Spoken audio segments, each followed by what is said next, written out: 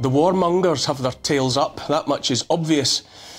A person must wonder what gods it is they worship, gods that demand blood sacrifice on such a scale.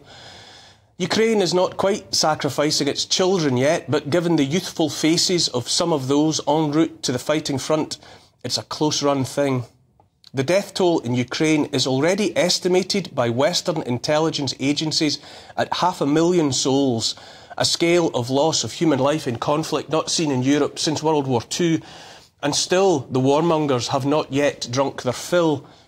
In the United States Congress last week, in the House of the American people, on sacred ground, if you will, members were on their feet to celebrate their decision to send another $60-odd billion to that charnel house. 500,000 human beings cold in the clay, $60 billion. We've learned to bandy these numbers around, like we understand them, like we can meaningfully visualise them. It would take a person 6 days of non-stop counting, day and night, to reach 500,000. To count as high as 1 billion would take a person 32 years. In this way, are we losing touch with meaning, including the meaning and, more importantly, the value of every human life? There in Congress, in that place sacred to patriots, elected representatives waved Ukrainian flags, a tide of blue and yellow, to show how pleased they were with their cash cow, a gift that keeps on giving. New Jersey Representative Bill Pascrell Jr. wore a flag as a cape around his shoulders. To describe that flag waving as a breach of protocol in that place is to put it mildly.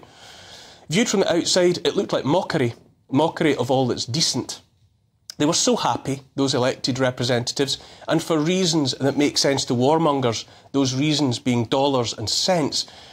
Just like the hundreds of billions of dollars already laundered through the tortured turf of Ukraine, the bulk of the latest unimaginable sum will end up where it began, in the US.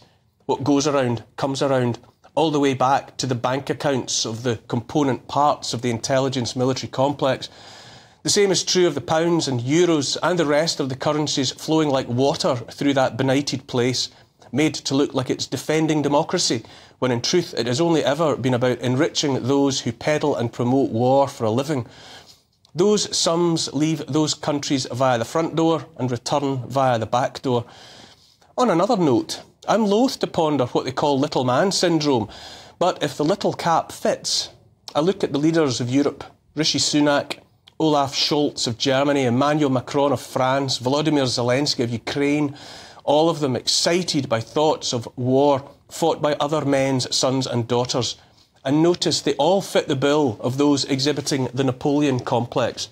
Prime miniatures and petit présidents, the lot of them. But all of them evidently have something to prove, and you know that for sure because the narrative is shifting under our feet, inexorably pulled by the lure of filthy lucre. Unelected, surely unelectable British Foreign Secretary David Cameron has already described the Russia-Ukraine war as good value for money, not least because it's the blood of other nations that's being spilled.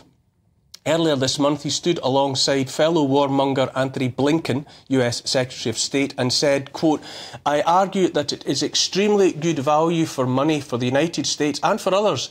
Half of Russia's pre-war military equipment has been destroyed without the loss of a single American life." Well, that's all right then. Just dead Ukrainians and dead Russians. War is a racket, remember, said that most decorated of US Marines, Maverick Major General Smedley Butler, after 34 years in the belly of the beast. War is a racket, it always has been, he said. It's possibly the oldest, easily the most profitable, surely the most vicious. The long-ago line about defending democracy in Ukraine never held water for anyone with an inch of brain tissue above the shirt collar, but it's all but forgotten even by the career dafties now. Value for money has been the name of the game, moving the other team's pieces on the board, collecting £200, as we say when we play Monopoly, every time they pass go to war, that is. Only it's a great deal more than £200 a time. So many billions made already, but discernible now is the need felt by the warmongers for a bolder, bloodier approach yet. Foreign Affairs, an American magazine about international relations and US foreign policy, published by the Council on Foreign Relations, carried a piece this month headlined Europe, but not NATO, should send troops to Ukraine. Quote, "A taboo has been broken in Europe. Only a few months ago, it would have been inconceivable for European leaders to propose sending European troops to Ukraine. But on February 26th, French President Emmanuel Macron said the deployment of European forces to Ukraine could not be ruled out. Since then, other European officials have joined the chorus. The Finnish Defence Minister and Polish Foreign Minister have both suggested that their country's forces could end up in Ukraine," end quote. Most recently, the excited, priapic talk from those homunculi of war in their platform shoes and tiny, tiny suits has been about a European army to join the fight. Last week in Warsaw, Sunak said he was putting the British defence industry on a war footing. He pledged £10 billion that his wife's family certainly has, but that we, the British taxpaying citizens, do not, for additional spending on munitions for Ukraine. Quote, "We will put the UK's own defence industry on a war footing. One of the central lessons of the war in Ukraine is that we need deeper stockpiles of munitions and for industry to be able to replenish them more quickly," end quote. He said that at a press conference alongside NATO Secretary-General Jens Stoltenberg. Perhaps it won't be long before American, British, French and German pieces are brought out of the box, ready for being smashed to pieces in that place where it's allegedly generous lines of marching powder for those at the top and murderous battle lines for the rank and file. Are you angry yet? Are your teeth grinding with the knowledge none of us, not here in the UK, not in the US, nor our neighbours in Europe, were asked about any of this? Far less for our blessing for all that has been shipped abroad to the meat grinder. The spilled blood is everywhere, so too the rotting corpses from which it ran. UN Human Rights Chief Volker Turk was quoted last week saying he was horrified by reports of mass graves of hundreds of bodies at two of Gaza's largest hospitals. Israeli troops withdrew from the Nasser hospital complex in Khan Yunis and Palestinian civil defence teams moved in. The report I read said 310 bodies had been exhumed. Quote, "We feel the need to raise the alarm because clearly there have been multiple bodies discovered," said Ravina Shamdasani, spokesperson for the UN High Commissioner for Human Rights. She said the bodies were buried deep, covered over with waste, that among the dead were old people, women, those with wounds, some stripped and with their hands bound behind their backs. Everyone is blaming everyone else for the horror, but the dead are the dead. War's a racket, the oldest, the most profitable and most vicious, and there's no sign of its spread abating. Iran and Israel have been swapping ordnance, each backed by nuclear powers. Are you angry yet? Do you remember asking for any of this? It's no wonder silence is descending all over, questions and dissent throttled by one so-called government after another. In the same week Congress wrote that cheque for $60-odd billion, President Joe Biden signed off on a piece of legislation numbered 702, part of the FISA Act, massively expanding the power of the US states' intelligence agencies to spy on American citizens. Biden also made plain his intention to deny 170 million of his fellow Americans access to TikTok videos, awarding his administration the right to ban the app in the US unless its Chinese owner ByteDance agrees to sell it to a US corporate. Former US presidential hopeful Ron Paul, father of Senator Rand Paul, said in response, "When future historians go searching for the final nail in the US coffin, they may well settle on the date April 20th, 2024. On that day, Congress passed legislation to fund 2.5 wars, hand what's left of our privacy over to the CIA, the NSA, and give the US President the power to shut down whatever part of the internet he disagrees with. The US and its allies have already sent over $300 billion to Ukraine, and the country is still losing its war with Russia. Nobody believes another $60 billion will bring victory from the jaws of defeat, but this additional money is meant to keep up appearances until November at the expense of Americans who are forced to pay for it and Ukrainians who are forced to die for it. Are you angry yet? Other money, not only the $60 billion, but more to Israel and even to Taiwan. Did you know we were laying foundations for war with China? Are you angry that British sons and daughters may yet be sent to die in Ukraine, not in defence of democracy or in pursuit of any honourable goal, but to keep the money flowing into the same bank accounts, to keep the sacrificial blood flowing across the altars dedicated to the gods of war? Here's the thing, while the powerful keep us distracted with forever war for no gain except financial gain, they're also busily making plans to utterly transform our ways of life. The World Health Organization last week appeared to water down its own proposed changes to its pandemic treaty, but if experience has taught us anything, it's that it's not what they say that matters, it's what they actually do, what they actually intend. I say let's watch.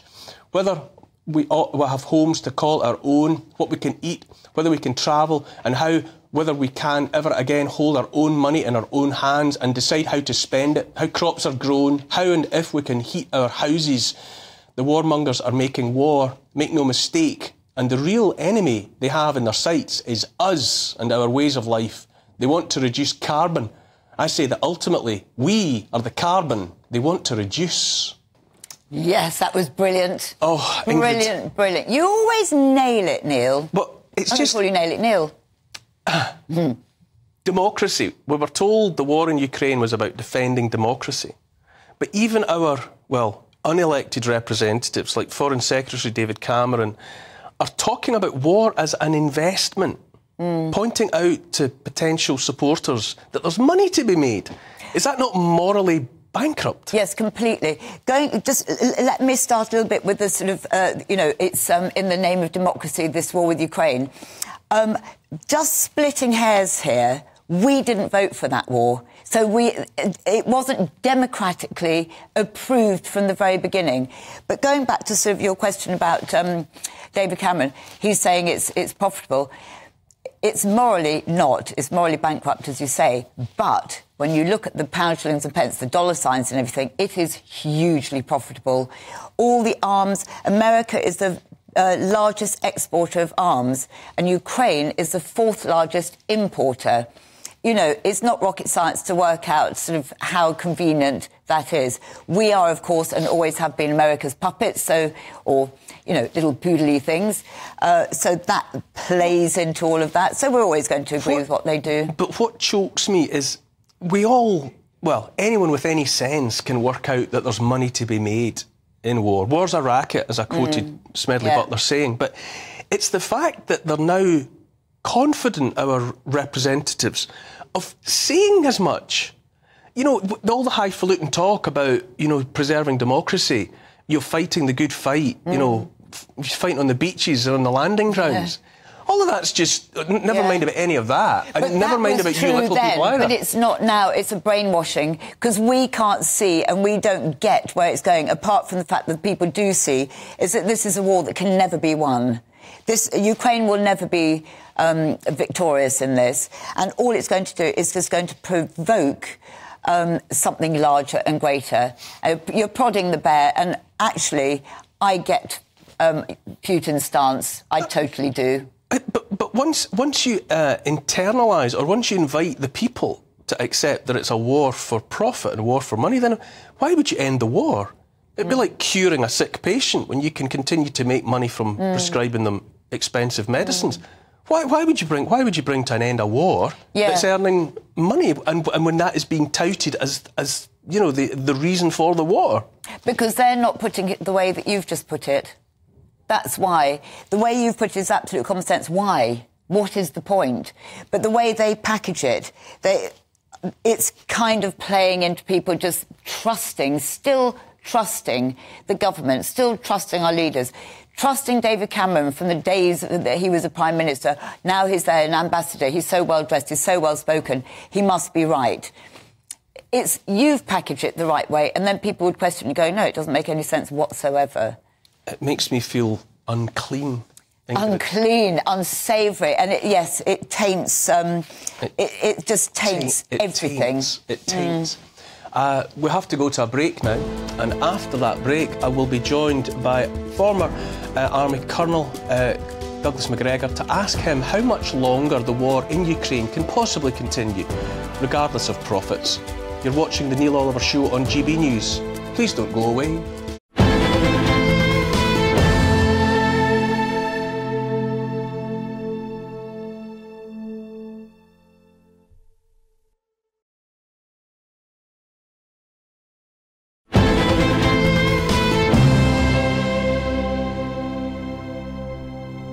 Welcome back to the Neil Oliver Show. The new $61 billion US aid package for Ukraine, approved by Congress on the 23rd of April, will improve, we are told, Ukraine's battlefield position, allowing stocks of ammunition from US bases in Poland and Germany to be shipped quickly to existing Ukrainian forces and newly mobilised troops to be equipped. But what does it really signal to the world? Joining me now is retired US Colonel Douglas Macgregor. Thank you for joining us, Colonel. Happy to be here. Colonel, what did you make of the scenes in the House as the Ukrainian flags were waved in apparent celebration of signing the cheque to Ukraine yet again? Well, I don't think they were really waving flags for Ukraine. They were expressing their gratitude to donors who will reward them for voting for this terrible bill. Probably 60 to 70% of the cash will never reach Ukraine. It'll end up being circulated through the giant laundering machine here in Washington that moves funds to the Department of Defense, from the Department of Defense to military industrial production, to clients, donors, and then eventually parts of it end up back on the Hill in people's reelection funds. So you have to understand that most of this isn't going to have any impact whatsoever on the battlefield in Ukraine. Of course, the Ukrainians are running out of soldiers at this point. They're losing about 500 to 800 Ukrainian soldiers a day, and the Russian offensive hasn't really begun yet. So the place is nearing collapse. But I guess the point is to try and conceal from the American public and from the rest of the world yet again the immense failure of this policy of proxy war with Russia and Ukraine. How did we get to this point? I mean, I think, those of us that are old enough and ugly enough, we've realised that there's money to be made in a time of war, but that it's so naked now, that it's being pushed now almost as the point of the war in Ukraine.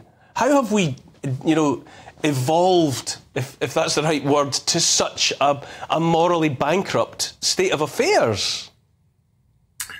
Well, I can't speak for what the population or the electorate is like in Great Britain, but here in the United States, I think large numbers of Americans have been very complacent. And by complacency, I mean haven't taken much interest in foreign and defense policy. The average American thinks that if you spend $1 on defense, you get $1 of national security at the other end of the process. That, of course, is nonsense. And they don't have a real feel for how many billions of dollars are wasted on a daily basis by the Department of Defense, or for that matter, by the government. Americans are beginning to figure out that they have no representation in Washington, that the parties are irrelevant. We are supposedly governed at the behest of two parties, but in truth, we have one party. It's called the Uniparty, which is why there were only 21 Republicans who refused to support the bill. So there is no representation. Americans are beginning to figure it out, but there are still Americans who think that the coming election could change something. And you would think by now they would have figured out that it doesn't make much difference who you vote for. You get the same bad outcome. It feels as though finally the emperor, in the form of the US, is being exposed as wearing no clothes. We've always been sold this idea of the invincibility of the US war machine, and clearly the way events have unfolded in Ukraine must be making it clear even to the most patriotic American that those days are over. No, I don't think so. I think that there's a great deal of effort made in Washington, D.C. to create the illusion that we are still the great power of 1990 and 91. Now, there are plenty of intelligent Americans who can look around inside our country and realize that the breakdown in the rule of law, the massive invasion of foreigners that no one invited and no one wants, that's evidence for a collapse inside the country. They can see what's happening on the border. So that if you ask the average American, what's your top priority, what do you want to happen immediately, number one is close the border and restore the rule of law. Foreign and defense policy is frankly way down the list. It always has been. If you go back through the 20th century and look at polling data from, say, 1910 right up through the 1990s, Americans were almost always at least 60 to 70% opposed to the use of American military power overseas, especially interventions designed to export our culture and way of life at gunpoint. So that's never been popular. But Americans have entrusted the funding and decision-making to people they thought represented them. Now it's becoming increasingly clear, though not entirely yet, that that's not the case. Earlier in the show, Colonel, I mentioned the British Foreign Secretary David Cameron speaking relatively recently about the war in Ukraine being great value for money, which is a form of words and an attitude that troubles me profoundly. I'll just play the clip, and I'd like to hear your reaction to the tone. We know that it is right to stop Putin's aggression. We know it's right for our own militaries and our own production bases to ramp up production, not just for Ukraine, but for our own stocks. And as Tony said, so many of the jobs created will be jobs created here in the United States, and indeed, when we're dealing with our own weapon systems, jobs in the UK. So war is value for money. War is an investment for those who seek to make money. How did we get here? Well, it goes back to the narrative. Who are the people that had spun this narrative that one day President Putin woke up in the Kremlin and decided that it was a great idea to attack Ukraine? That's a lot of nonsense. We've been working, certainly for the last 10, some people would argue for the last 20 years, to provoke the Russians, to push them into doing exactly what they did.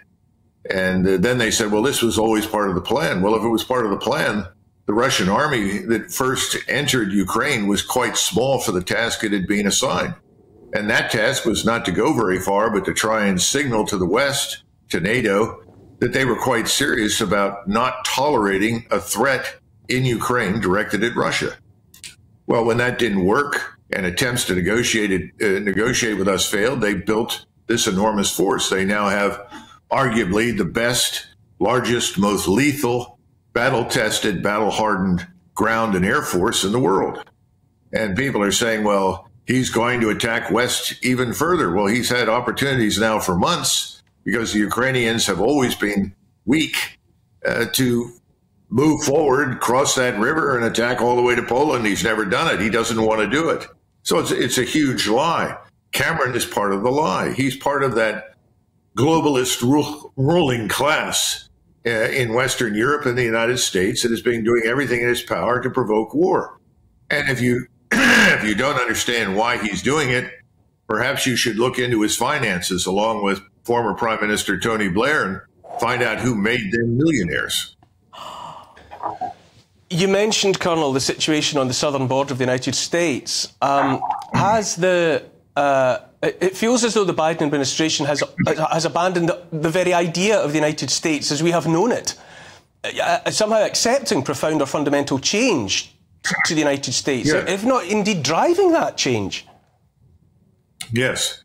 The people, again, behind the scenes who really control everything, these are the so-called donors. We refer to Washington as donor-occupied territory. It's sort of Epstein Island on stilts, where everyone is rewarded for essentially destroying their own society. And that's what's happening. There is no question about it.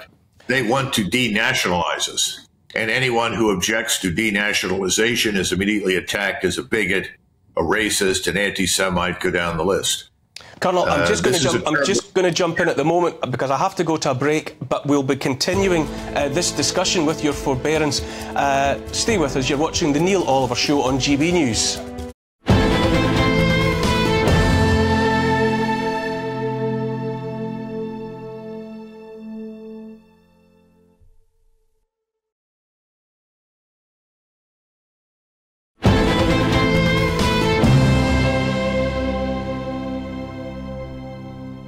Welcome back to the Neil Oliver Show. We are discussing the war in Ukraine with US Colonel Douglas Macgregor. Thank you for staying with us, Colonel. Is there more to Ukraine than we are generally led to believe? You know, the determination of the US, of NATO, of so many players to be involved there, to get their way there, Is there something else about Ukraine that we ought to know, but that we broadly don't? Well, I think we can say the following, that the people that began this proxy war and have poured so much money and resources into it were interested in ultimately dismembering Russia, removing its government, and then stripping Russia of its natural resources, which are considerable, as you know. That has failed miserably and isn't going to happen. So in the absence of this, I think there is a tremendous effort now to do something similar to Ukraine. Now, there are people who are arguing that the Donbass, this area which is historically Russian, that reaches from Kharkiv down south along the coast with the Black Sea all the way to Odessa, is resource rich. That is, it has lots of natural gas, oil, and other mineral deposits. That may be true, but that was not the real purpose of the Russian side. The Russian side simply wanted their people inside Ukraine treated equally before the law. They certainly didn't want a war. Now, in the absence of success for the proxy war to take on Russia, the same people are now looking at Ukraine. We have BlackRock and others in Western Ukraine buying up farmland. Again, some of your viewers may not be aware of it, but a gentleman named Rohrer, R-O-H-R-E-R, I think, a billionaire who lives in New York City, purchased vast tracts of farmland in Russia, Ukraine, Romania, and Bulgaria. And President Putin just confiscated it. And I think there are others who are operating out of New York City and London who are interested in taking over as much of Ukraine as they possibly can, on the assumption that at least the rump Ukraine will survive, and rump Ukraine can then be exploited for whatever assets it's got. This is a terrible situation because nothing is as it seems. Everything is, frankly, connected with this is sinister, Neil, very sinister. Bear with me, Colonel, while I talk to my guest in the studio here as well, Ingrid Tarrant. How does that make you feel? Nothing is as it seems. The Colonel uses the word sinister to describe what is actually unfolding before our eyes. What? As a fellow member of the reasonable community of Britain, what do you think? Thank you for saying that I'm a reasonable member of the community. First of all, I am so happy to hear Colonel Macgregor talking like that, because he says it as it is, and he has gravitas because of his history, because of his having been in the military and everything. I agree with everything that he says. This is complete independent thinking. My first reaction to the original pending war between Russia and Ukraine was, this doesn't make sense to me at all.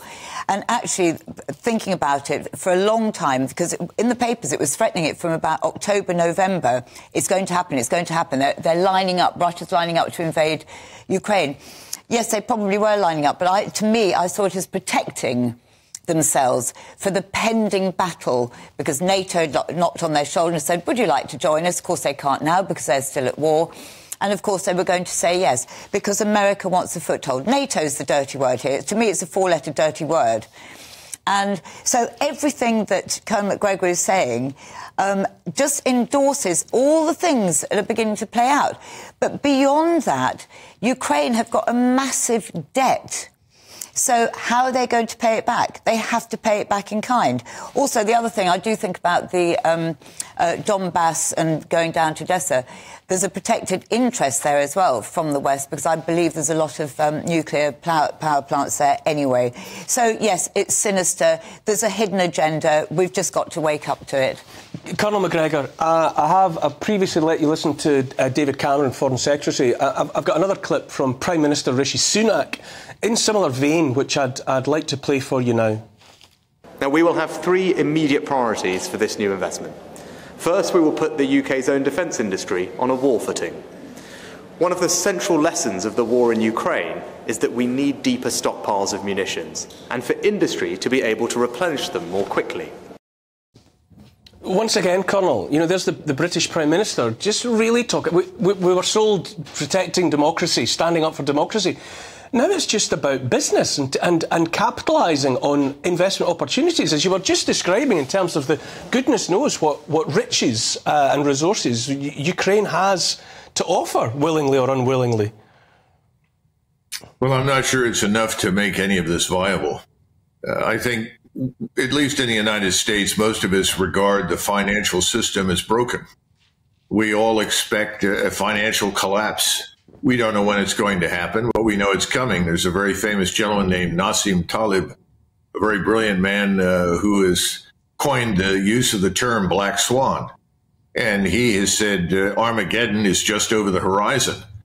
He said that within the last couple of months. And people have said to him, well, where is Armageddon? He said, it's over the horizon. He said, well, when is it going to happen? He says, it's going to happen. He said, I can't give you the date and time. We don't know what the trigger will be. But the truth is that, it's not just a sovereign national debt, which is 35 trillion at this point, some outrageous number that we can never pay off. It's a whole range of things. We're running a government that is unsustainable, that we can't afford. I suspect that a lot of that is true in Great Britain. So the notion of going to a war footing is utterly ridiculous, particularly since there's no evidence that the Russians or the Chinese or anybody want to go to war with us. If anything, they'd like to put an end to all of it. And whether or not you like them because of their political system is another matter entirely. They're about doing business, and that's what we should be about doing. But instead, we are provoking. And this is what's most concerning.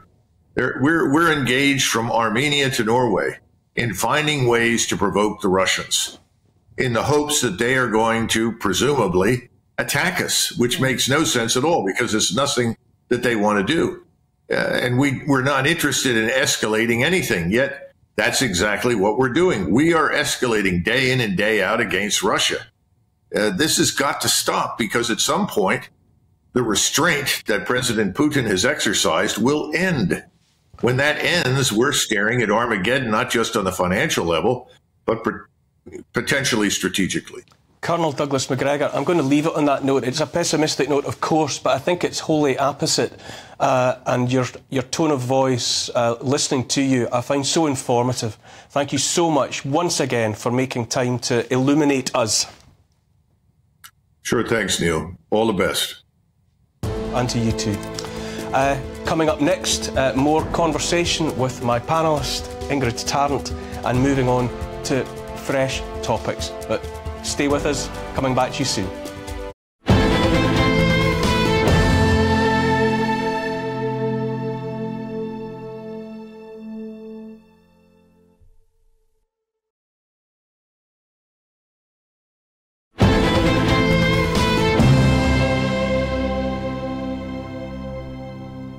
Welcome back to the Neil Oliver Show. The next topic is the World Health Organization, specifically the apparent climb down in recent days when it comes to their plans for a pandemic preparedness treaty. To hear more about it, we go to Molly. Molly, are you there? I am here. Oh, lovely to see you. You too.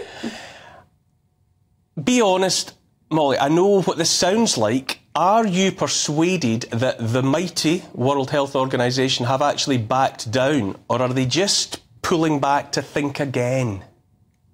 I don't know what the intention is. I don't think we can impute any particular intention. What we see is what is in front of us. And I would make two key points here. The first is that on any measure, reading from a legal perspective, the new draft represents a really significant climb down on a number of key issues that I know, Neil, you and I have talked about many, many times. But, there were probably 6 or 7 really egregious examples of overreach by the World Health Organization. And in pretty much every case, they have either been deleted or watered down entirely. So from that point of view, I think this should be treated as, something of a victory. However, it's important to remember that these amendments to the international health regulations were only ever intended to strengthen an existing health architecture. So that underlying health architecture remains. It will still be strengthened to an extent, just not as to the extent to which the World Health Organization were proposing a year and a half ago. And of course, all the underlying problems, and there are many, and we've talked about this many times before, haven't we, Neil? But all the underlying problems with the World Health Organization, it's very conflicted funding status, it's just ineptitude during COVID. All of those issues remain. What about, though, a lot of the problem, a lot of the anxiety for people like you, people like me, was this going from non-binding to something that certainly seemed to be binding, that member states were going to surrender national sovereignty and hand over wholesale decision-making powers to an unelected body. Is that still there, or is that out?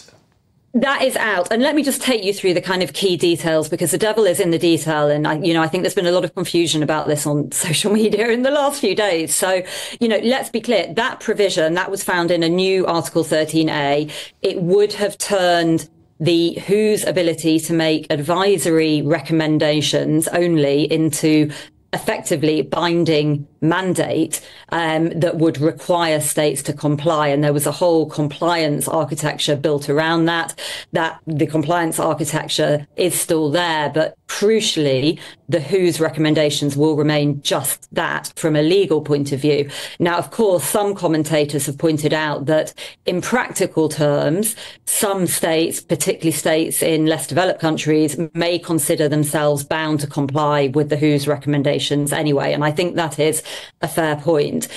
The other, just touch on two other points that I think are really material climb downs by the WHO. One is, another provision that we're all deeply shocked by, really, was in the draft that was released a year and a half ago, a reference to the primacy of dignity, human rights and fundamental freedoms was deleted. I mean, it was literally struck out.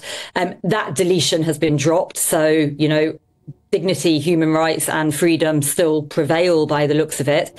And then the other thing that I think is very significant is in the original draft, the WHO had, attempted to claim for itself powers as a global censorship agency and to give itself, vast surveillance and censorship powers. They have largely, not entirely, but they have largely been dropped. Why, Molly, wasn't there a response from anyone, really, and certainly our government, saying, who do you think you are? I could not believe that an unelected body, broadly funded by Bill and Melinda Gates and all of the rest of it, was suggesting taking for itself this kind of decision-making power, this kind of sovereignty. And back here, there was a deafening silence. Except from those of us who said, just a cotton-picking minute. I mean, it was incredible. And I think, like you, Neil, when I first read those documents, I'm a lawyer and we had obviously a team of lawyers looking at it. We just couldn't believe it. They were egregious documents of the type that you almost had to rub your eyes in disbelief to see. And I think it leaves massive questions. Perhaps the immediate threat has subsided a bit. Of course, it's really important to state this is only an interim draft. So the final meetings on this draft are still going on. So, let's see how much of it sticks. Assuming it stays as it is, some of the most egregious provisions have been dropped, sure. But I think the intentions of the WHO, and in particular, its Director General, Ghebreyesus Tedros, it just speaks to a lack of transparency, accountability, and I think some of us would suggest that they have behaved in a wholly duplicitous way. It's been quite horrifying to watch. Molly, I'm just going to pause to read a statement from the World Health Organization, just to keep the playing field level. Pandemics and large-scale outbreaks can claim millions of lives, disrupt societies and devastate economies. WHO's Health Emergencies Programme is working with member states to help countries prepare for large-scale outbreaks and pandemics. Through the Asia-Pacific Strategy for Emerging Diseases and Public Health Emergencies, core capacities required by the International Health Regulations, or IHR, are being advanced, providing an important foundation for pandemic preparedness preparedness. This is complemented by efforts to strengthen disease-specific systems and capacities, including for vaccines, pharmaceuticals and other public health interventions. Countries are also encouraged to engage the whole of society for effective pandemic preparedness and response. As the next pandemic is most likely to be caused by influenza, the disease continues to be the priority public health threat in the region. WHE continues to work with member states to strengthen prevention, surveillance and response capacities for seasonal and zoonotic influenza with pandemic potential. Goodness me. Ingrid, how did you respond when news reached you, whenever it did, of what the WHO had in mind when it came to taking away our sovereignty and making it their own? Well, immediately it was, they are not doing anything in our best interest at all. It's all about them. It is a mass control. There is no accountability. There isn't the transparency that we need. I don't trust them one little bit, and I just wish that we had our own, we do have our own health system here, and we just stick to that. Because, as you say, or it was you that said, I can't remember if it was you or Molly, Bill Gates and the foundation, Melinda Bill Gates Foundation, everything, people like that, you know, the ones with a lot of money, I'm not going to name other names just in case, but we do know that Bill and Melinda Gates are in there. It all... You know, call me a conspiracy theory. I don't think I am. It plays all into that. This is all about controlling absolutely everything. And if you don't comply, and it starts with the medicine, the vaccine, then you're going to do the lockdown. You'll be restricted. You won't be able to travel. You won't be able to do this and that. And all your freedoms and liberties will be taken away. So it stinks. Sinister again, to quote again, Colonel Douglas MacGregor on another topic. That, believe it or not, is the first hour of the Neil Oliver Show, but we will be continuing this very important discussion as well as bringing you much more comment and content. Keep watching by going to gbnews.com.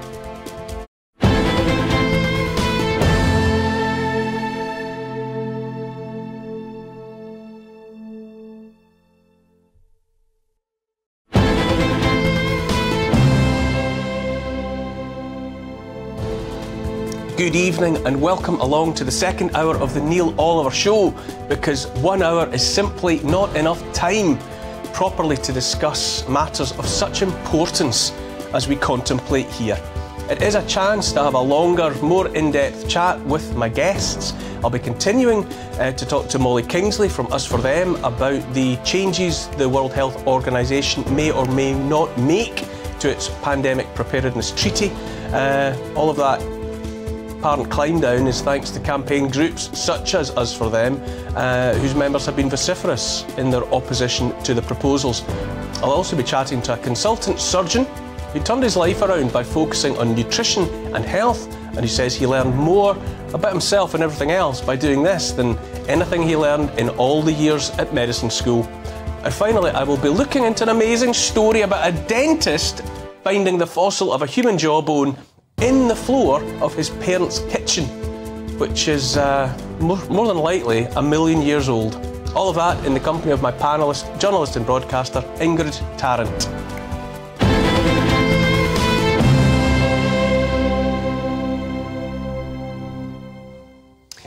My first guest in this second hour of the Neil Oliver Show, Molly Kingsley, founder member of Us For Them, to talk about the World Health Organisation Pandemic Preparedness Treaty. Hello, Molly.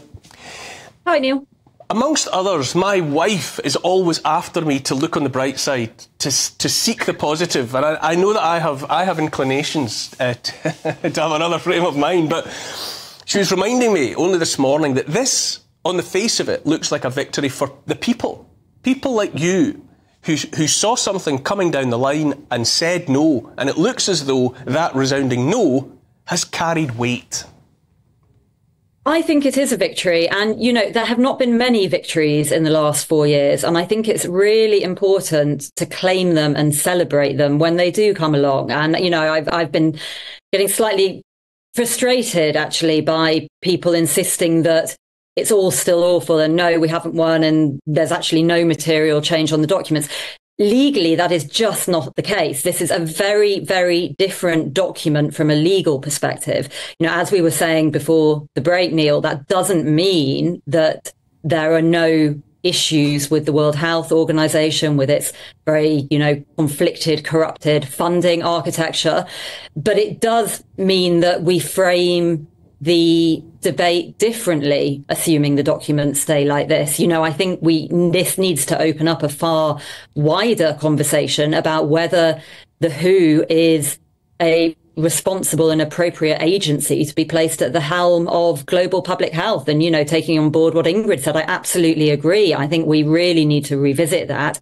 And we absolutely need to look at its funding. And I would say if it won't reform its funding model, we should leave. It's not the only instance, though, is it, Molly? I mean, I'm sure you're aware that I'm reading all the time at the moment about the plans that the United Nations has, to bring forward. I think it's in September, a meeting to contemplate the polycrisis that faces the world, and the UN too is looking to draw unto itself powers and potential for control over our lives. Is that something that you will be tracking as well?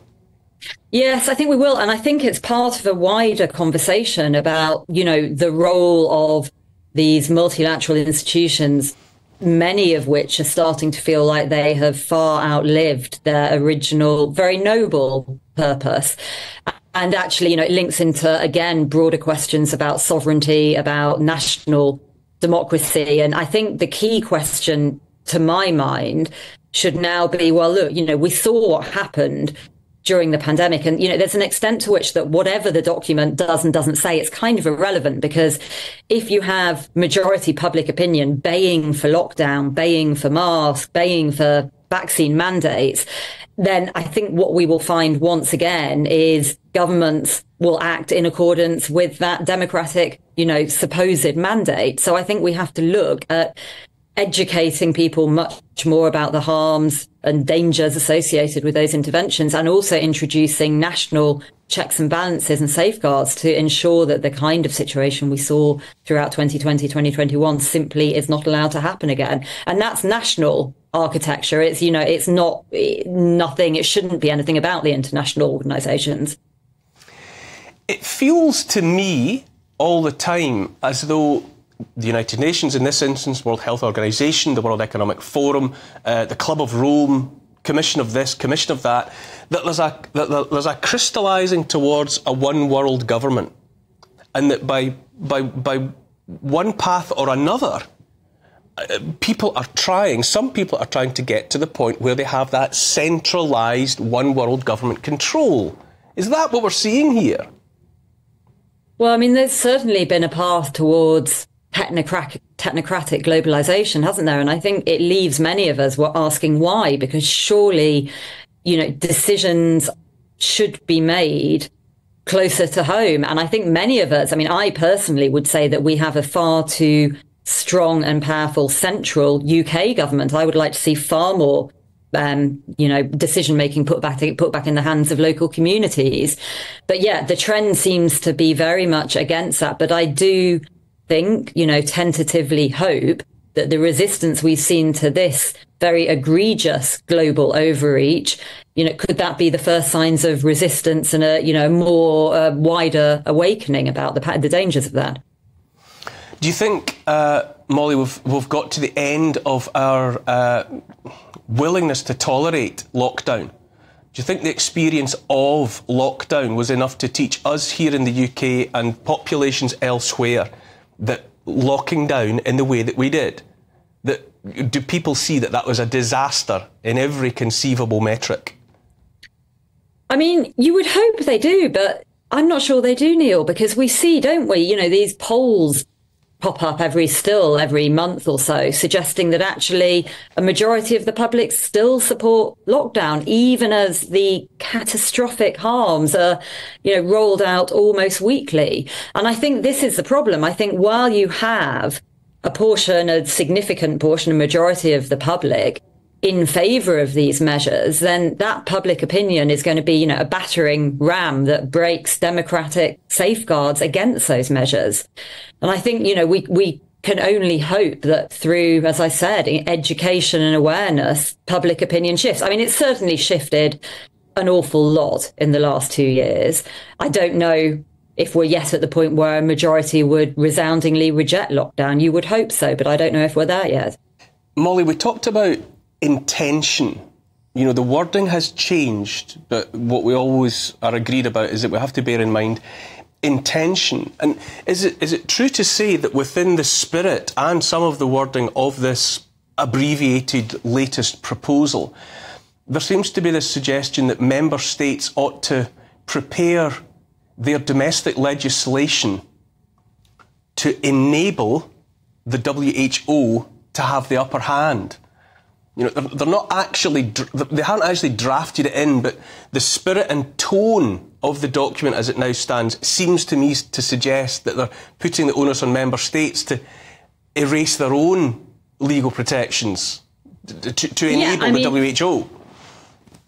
We should make no mistake that what this agreement is a framework to strengthen an international health architecture with the WHO at its helm. Now, it may not have given itself the kind of binding powers that were in the first draft, but that is very much the intention. And I think the other point really worth stressing is we are talking here about layering amendments onto an existing framework. And that existing framework is obviously predicated on the basis that, you know, lots of things that you and I might rail against will continue and potentially be strengthened. So, you know, control of health disinformation, the idea that the WHO and member states will be on this endless search for new dangerous pathogens. I mean, we heard that a little bit, I think, in the WHO's press statement you read out. You know, the idea that interventions, both non-pharmaceutical and, of course, pharmaceutical, are a necessary and net positive tool for dealing with disease. So, you know, all of this very much remains, and the WHO is still appointed as global health manager. And I think many of us would look just simply at its performance, let alone all the stuff around its accountability or lack of accountability and anti-democratic, you know, ambitions. And we'd look at its performance and say, well, why is this organisation at the helm? It performed appallingly during the pandemic. Ingrid, again, in search of positivity, it's quite the revelation or the realisation, is it not, that the WHO, World Health Organization, made this attempt. And an organisation like Molly Kingsley's, Us For Them, stood up as people and said, I don't think so. Yeah. And around that, you know, crystallised other voices saying the same thing.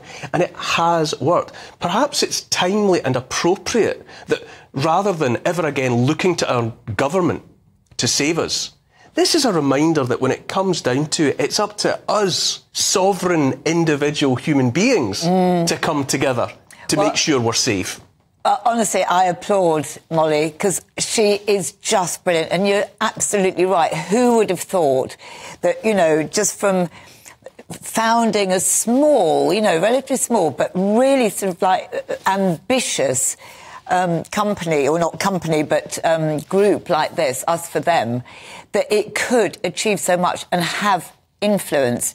And you're right, it absolutely proves that, you know, the powers that are actually under threat of people like Molly and Us For Them and other ones. If we all unite, which we are, we're united in the same ways, but through different angles. Us For Them, together, various other things. So it's a kind of we're enveloping it all. But, you know, the biggest enemy that we have, all of us, all us and little organisations and everything, is money. And that's what we don't have to fight the big boys. There's only 5 that have more money in the whole wide world than any of us put together, and the industries that they own and generate. And when you start going to central digital banking, we are in a lot of trouble, and that's where they will seize back, reclaim and the control. They haven't quite got it, so perhaps reclaim is not the right word. But then it's almost complete, and that's what frightens me more than anything. Molly, Ingrid raises a relevant point there, does she not?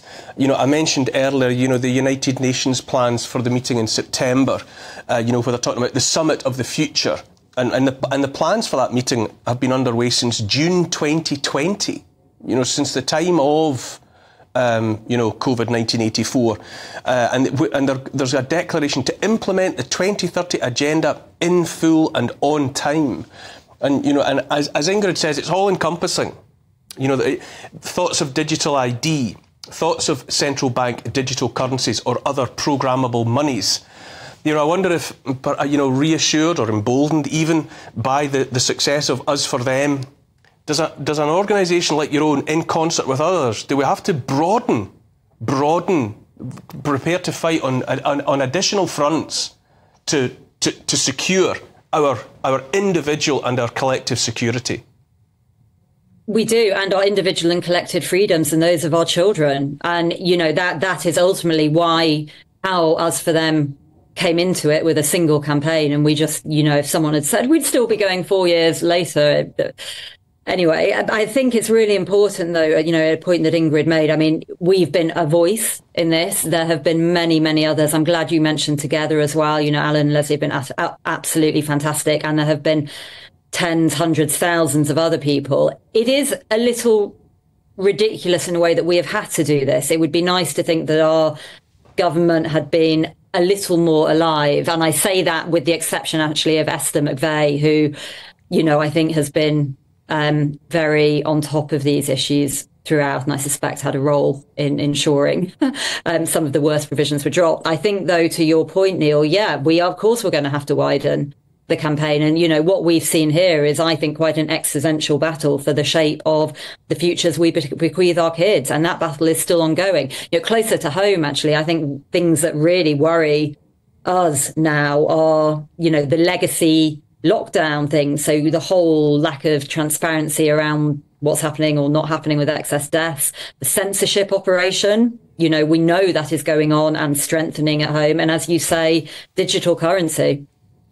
Existential battle, it surely is. Molly Kingsley, it's been brilliant to have yet another opportunity to talk with you, and I'm sure you fully understand that the fight goes on, and we'll be right there with you. A break, after which I'll be joined by a consultant surgeon who has made significant changes to his life, changing his lifestyle, and he's now encouraging everyone else, me included, to do the same. You're watching The Neil Oliver Show on GB News. Don't go away.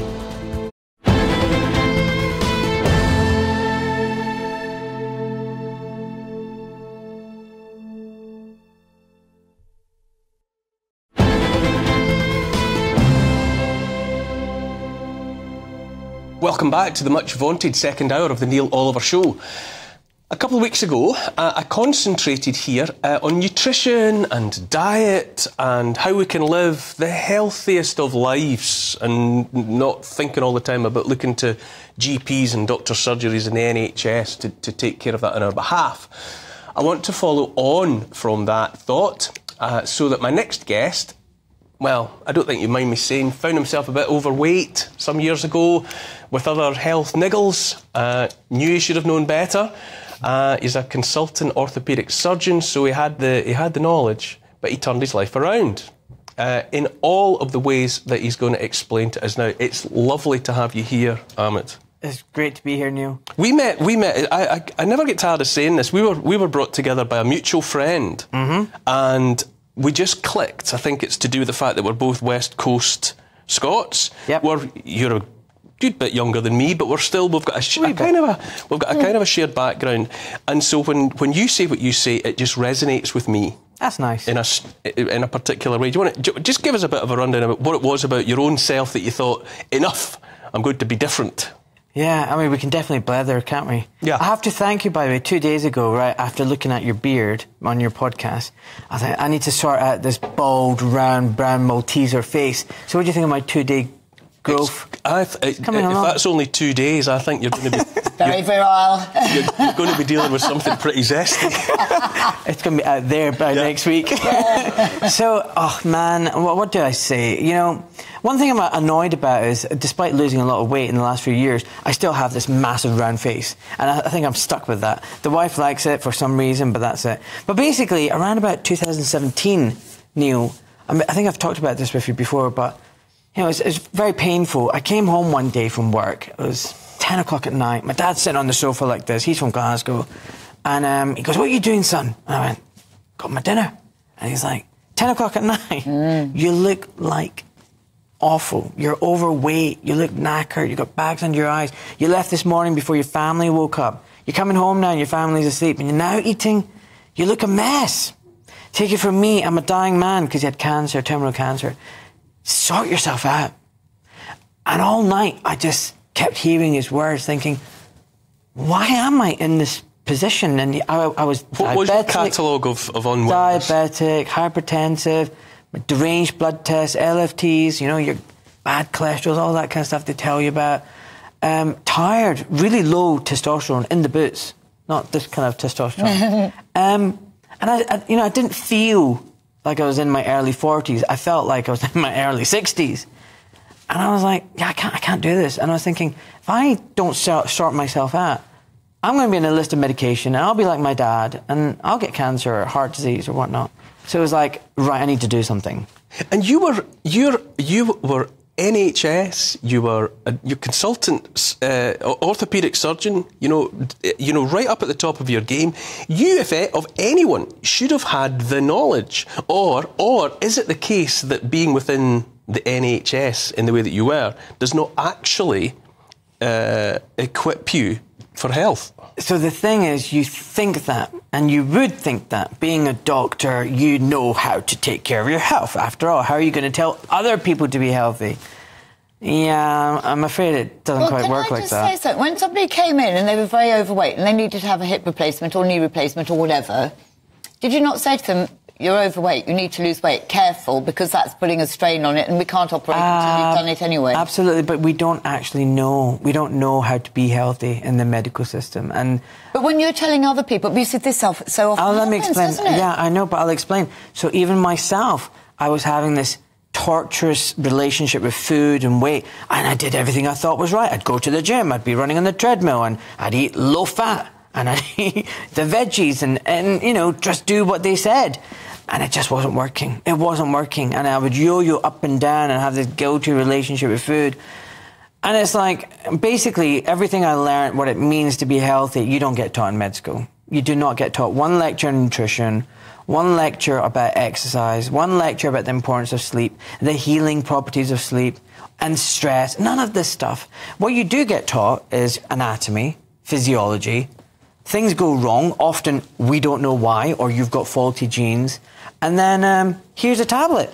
And what I've realised is, yes, don't throw the baby out with the bathwater. There's a lot of really good stuff with mainstream medicine. But what I've learned in the last few years is that true health isn't actually found in a tablet or a vial or a needle and syringe or an operation. Most of it, 90% of things, can be avoided and prevented and even treated by lifestyle measures. And we keep hearing lifestyle measures, but what does that even mean? What does that even mean? And I just want people to get away from the normalization of medication. So when I was in med school, we'd go to a GP, and the GP would turn around to me and go, "Oh, this patient's quite sick. He's on 2 regular medications." Well, now the average is 10 or 12, you know. You know, we are such a pill-popping nation, but also I think the whole world has become pill-poppers. I take none. Good. None. All I take is cod liver oil every morning, and then... Vitamin D, I hope, Ingrid. Vitamin D, yes. Magnesium, vitamin C, B complex, and I swill it all down with virgin cider in water, and then I have a glass of kefir, which, thank goodness you got it here in England, because I've grown up on that in Norway. That's why you look half your age. So, I mean, seriously. That's really kind. I'm not 140. That was a joke. So basically, no, you're absolutely right. So this is what I mean. We are just used to medicalising everything. You're feeling a bit sad? Here's a tablet for life. It's You know, shocking. so rather than get to the root cause and actually try and understand how to be healthy, there's just a tablet for everything. You know, and it shouldn't be like that. And then you have to question yourself, why is it like that? And it's multifactorial. You talked about, you know, don't throw out the baby with the bathwater, lots of good things about, you know, mainstream medicine, but having been within the belly of the beast, having worked at the heart of the NHS, I'm presuming that you had seen things about that behemoth that you didn't approve and that you knew were, structurally wrong. Yeah, so basically the bath water became a swimming pool. That's the problem. So, yeah, you don't want to get rid of the baby, but there's now a swimming pool worth of garbage out there. And the problem is it's all about centralised healthcare. And it doesn't matter whether it's NHS or private insurance. Actually, the models are very similar. Nowadays, it's all about centralisation, managed healthcare, where managers are dictating what should be done, what shouldn't be done. And Big Pharma has heavily influenced and corrupted everything from medical school training, indoctrination, to medical journals, conflicts of interest, corruption in science. And so, you know, courses... Lying about the science, not being honest about the findings, not doing proper research, and not revealing the results of their research. The raw data isn't available to the doctors who are scrutinised. They just have the summary of the data as it is presented to them. They can't analyse it and scrutinise it. Where are we with the fundamentals of, let's say, I would have understood that a GP or a medical professional would simply treat the patient in front of them, and that after all you were living under the promise to first do no harm. Are those fundamentals a myth or... They're a myth. They're a myth. By the way, I just want to say this is a really nice sofa. I wish I could take this home. Well, anyway. it'll be on eBay shortly. It's a lovely sofa. So anyway, so some of them, you know, the sofas are really poofy and you just like... Get back to answering the question. This is so interesting. He's so relaxed now because he's so healthy. He sleeps so well. Yeah, I do. So basically, the first do no harm business is a myth. I hate to say this. The way everybody's been captured, the regulatory bodies, even doctors have been captured, the licensing bodies now use as a weapon against them if they stray out of line. You have guidelines and protocols you have to stick to. And they're all honestly not guidelines, they're diktats. So now the idea of first do no harm is nonsense. What it is first do no harm to your registration and license. And your wallet. First do no harm to your income. First do no harm to your mortgage and your school fees and your mistress and your holidays and all that kind of stuff and your fancy car. First do no harm to any of that. And then somewhere down the pecking order is first do no harm to my patient, but there's a big caveat, as long as you don't breach the protocols and the guidelines. And then, then you've got what you got. Keep your car, your holidays, your blah, blah, blah, so next your time mistress. So next time you go and see a doctor, an ER, A&E, GP, whatever, how do you know when they're giving you advice? It's actually because it's what's best for you, the individual. You know, they've weighed it all up for you. And not actually because they have to follow the guideline. And if they don't, they're in trouble. I don't think you know anymore. No. Because nowadays, you know, doctors, even the culture has changed. It's not the vocation that I went into. It's clock on, clock off. I got my job, got my salary. And people are scared to speak out, actually. Any doctors who do kind of challenge the narrative. You know, very quickly you get called funny names. You get into trouble, you know. So. But, you know, the tragedy is that we've grown up, and certainly sort of like, you know, the older you are, the more this will resonate with them. Doctor knows best. They don't question what the doctor has advised. Just think, oh, you're brilliant. Sort of like, you've got so-and-so, here's the pill for it, go down to the... Pictures of you before. We're looking there at pictures of... that? I had some years ago, I imagine. And you know what? I didn't like pictures of me before. You know, I didn't like my big belly sticking out. I didn't like the way I looked. So I didn't... when I was asked, oh, have you got any pictures? Like, it's going to be a struggle. So, I mean... You can Photoshop them, like Kate Middleton did. Yeah. What was your reaction to what went on then during the 4 years of COVID-19 84? What I call the COVID debacle. You know, when you were looking on at colleagues and the response, what was your assessment? I thought there was a major breach in medical ethics and common sense of how to treat people and preventative medicine. This idea that we or seek something completely new isn't actually true at all. We treat respiratory illnesses, and there's ways to do it. And actually, everything that we were told, and you know, that we know is good for you: sunlight, vitamin D, exercise, social contact, interaction. This is healthy for you. Believe it or not, we are a social species. We're not meant to be isolated. Isolation is a form of punishment. So, you know, we did everything that's the opposite of healing and health. And then to force things, any kind of intervention on someone is fundamentally against medical ethics, kind of wrong. But what I really got upset about was there's so many doctor colleagues of mine who wanted to speak out and say things and say, no, this isn't right, or we want to challenge it, or let's debate about it. And they were fearful. And I think when there's a culture of fear, that's not right. We should be able to chat. What did you do in, you know, we could talk about it all night, but what did you do to turn your health around and your well-being around? What has been your recipe? Everyone should listen to my podcast, docmalik.com. But basically, and when my book comes out eventually, someday, buy it. But I would say it's very simple. It doesn't cost much.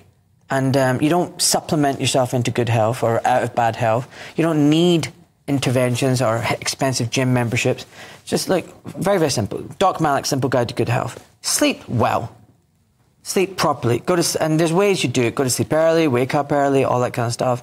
And there's a whole sleep hygiene. Number 2, diet and nutrition. Just eat whole foods. I know people go to vegan, vegetarian, carnivore. Listen, just avoid the middle of the supermarket. Avoid processed food. And cook. Get back to cooking. It's cheaper as well. I'm amazed at how many people don't cook or don't know how to cook. And we're always told that cooking is not the cheaper option. But it is. You know, that fast food and such like are the way to deal with a limited budget. But I fundamentally disagree with that. Oh, totally as well. So stay away from the chemicals and stay away from all the preservatives. You know, let's just take, for example, fast food. Get a burger from a fast food joint and leave it on a kitchen counter. A year later, it looks the exact same. Even the fungi and the yeast and the mold don't want to eat it because it's already dead.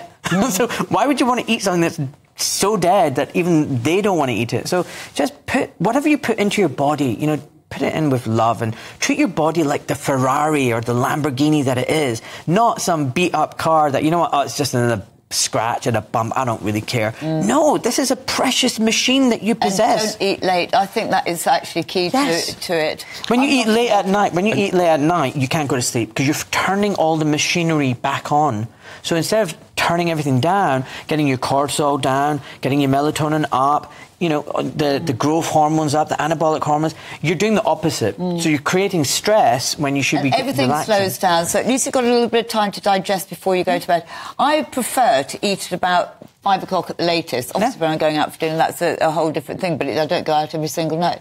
And then by the time I go to bed, I've digested quite a lot. I feel sort of like I go to bed sort of a little bit hungry, but I've been active afterwards. I love that. So we need to get used to being hungry as well. So I fast every day. Every day I fast. I have 1 meal a day. I fast. I don't eat from whatever 7 or 8 o'clock the night before until noon, 1 o'clock the following day.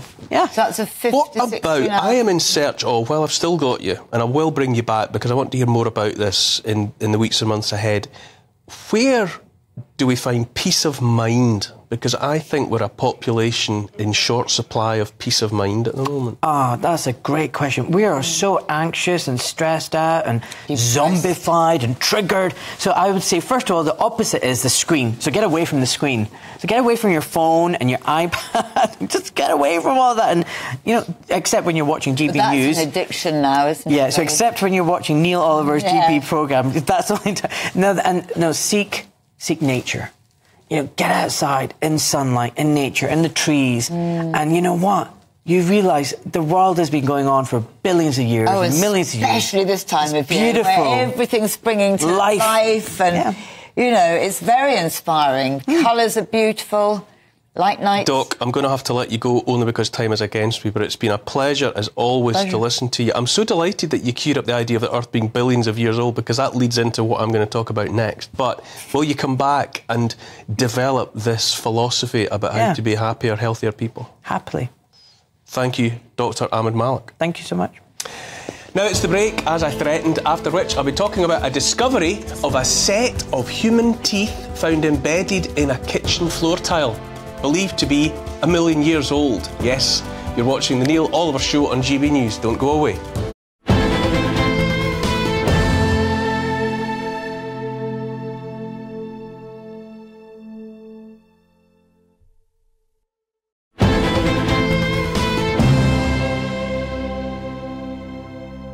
Welcome back to the Neil Oliver Show. Final item tonight is about the chance discovery of a human jawbone in a kitchen floor tile. And if that sounds unbelievable and incredible, you're probably right. I think a lot about the present condition we find ourselves in. We're so preoccupied, so anxious, we worry about everything around us. But every now and again, you have to pause and contemplate, in a million years' time, what will any of this matter? And to be confronted with the possibility that all might survive of us, if we're very lucky, in a million years' time, is the chance discovery of a little bit of us. I remember reading some years ago that the process of fossilisation is so unlikely that if the population of the United States of America, but 340 million people, if they were all to die in the same moment, you would expect to find fossilised perhaps 1/4 of one of those bodies. So unlikely that anything of any of us will ever see the light of day again after we are gone. So to be confronted with the image of a human jawbone in a million-year-old piece of stone, well, it fairly reset my clock for me. My next guest tonight, Dr. Angelique Cortals, says that it probably belonged to some or other version of humanity. Perhaps an extinct hominin like Homo erectus or Homo neanderthalensis, which would make it anywhere between tens of thousands and maybe 1 or 2 million years old. She joins me now. Good evening, Doctor. Good evening. First of all, Angelique, do you think this is real? Is it truly what it seems to be? Yes, absolutely. I mean, it's unusual. It's not completely out of the realm of possibility because such finds have been made before, but it's definitely an unusual find. Can you explain how it might have come to be where it is now? You know, I've teed this up by saying it's in a kitchen floor tile, but how could that possibly have happened?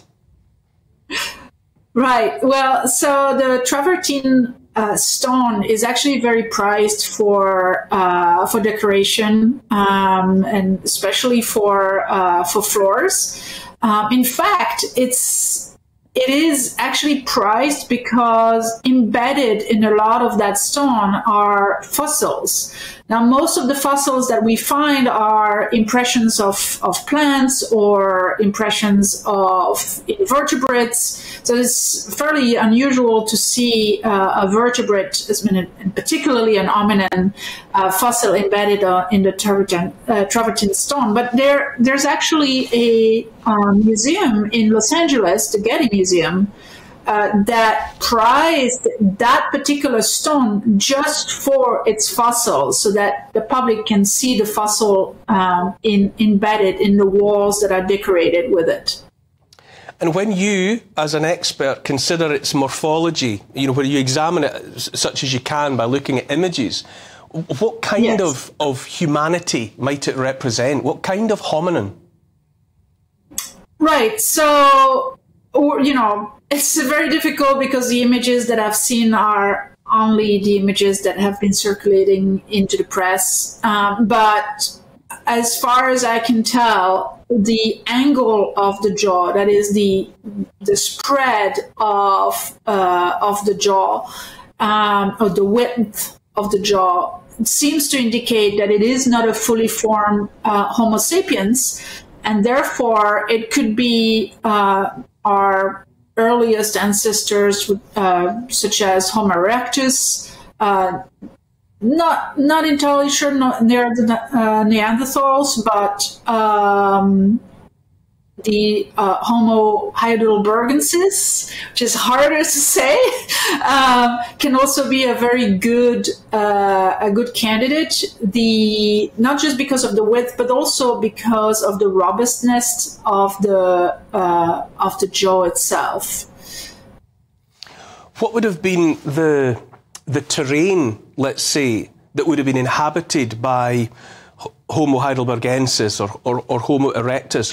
What kind of world can we place such individuals in our mind's eye? What kind of world? You have to imagine a world that's very much like, one of the big national parks in the United States. So wild, right? Much more forested than we have now. And depending on where the stone comes, I believe the stone comes from Turkey. So in that respect, you have to imagine the great power sources of, or at least the great supervolcano of Yellowstone, not because of the volcano part, but actually because of the geyser part, which produces the kind of phenomenon that will eventually transform an area into travertine stone. So travertine stone, am I right in thinking it's a kind of limestone, something that's laid down as thin layers of sediment that over extended periods of geological time, become thick layers of rock? That is correct, and that's usually actually produced by geyser-like or spring-like areas where the water comes out to the surface of the ground, and the CO2 that maintain the limestone dissolved into the water becomes calcified. The CO2 evaporates, the limestone recalcifies and forms this hard surface. And that's actually something that you find a lot, particularly a lot in Turkey, where this specimen seems to be coming from, as well as the regions of Germany, which have also actually produced other hominin fossils. Ingrid Tarrant, I mean, these are quite complicated chemical and geological processes that the doctor's describing there, but just in simple terms, to be confronted there with an image of a 1,000,000-year-old, perhaps, ancestor, on your kitchen floor, a relative of ours that after 1,000,000 years becomes part of a kitchen floor. How do you begin to contemplate that? Honestly, it is mind-boggling, and the chances of it being there, and actually so almost complete. That my immediate thought, isn't it so dreadful? I was thinking, when we go, yes, wouldn't it be nice 1,000,000 years later that somebody comes across us, but none of us would probably have any teeth. It'll just be a jawbone because our teeth are so rotten because they had good diets in those days. That was my first thought. I think it's very exciting. It resets the clock, doesn't it?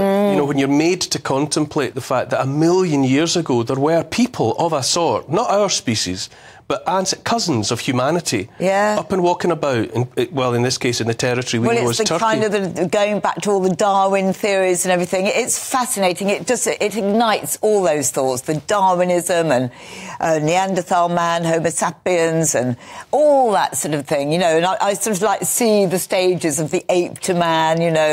It's super exciting, but it has got. I was reading about it, and it's quite long. Which suggests that sort of like it was really very early, just at that cusp. Yes. Dr. Angelique. Yes. You're a scientist, and you're approaching this from a very scientific and a very analytical place. How does it make you feel, though? When you're confronted by this particular specimen. Well, first of all, it's an incredible chance that it was excavated and that it was found, because most of the time you're not going to find something of that caliber in a stone that will eventually be processed into a visible specimen. But and just to requalify a little bit about the rotten teeth part that you've just mentioned. Like the reason why we're getting these specimens is not, it's not the reason why that specimen has its teeth, and the reason why we are finding a lot of fossils with teeth of hominin is not actually because of their great diet. It's because they died, young. So this is something that's always been my pet peeve with people describing the paleo diet and things like that as being better than others, such as, you know, eat meat and rather than eating, you know, anything else, because our ancestors lived so much more healthily. That's not the case at all. They just died younger. And so the reason why we are privileged to die with rotten teeth is because we die so much older, right? Yeah. Yeah. But another point to make on this is that we are also, you know, making a discovery like this is incredibly unusual to get to the point where that specimen is going to be visible and be observed by people. Most of the time, either the specimen would be discarded without noticing that it was anything at all unusual because of cracks, or it would be hidden in between layers of sediments. Wonderful stuff, Doctor. Thank you so much for joining us to bring your expertise and to bring that specimen back to life, so to speak. But honestly, Ingrid, that a person might die and in a million years would be a jawbone in a kitchen floor, I don't know. It just stops me in my tracks. That's all we've got time for this week. You've been watching the Neil Oliver Show on GB News. Thanks as always for watching. Thanks for joining me, and thank you, Ingrid, for being here throughout. Thank you for inviting me. I've loved it. A whole range there, a whole range with palate cleansers in between. Thank you so much. Hope to see you again, and I hope to see all of you next week.